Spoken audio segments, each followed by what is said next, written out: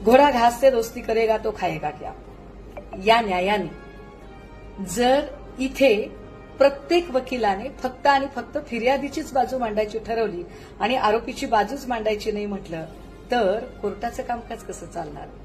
भारतासारख्या लोकशाही प्रधान देशामध्ये जितकी फिर्यादीची बाजू महत्वाची तितकीच आरोपीची बाजू सुद्धा महत्वाची, कारण याच देशाच्या न्यायव्यवस्थेने इथे कसाबला सुद्धा वकील देण्याची परवानगी दिली होती, हे विसरून चालणार नाही.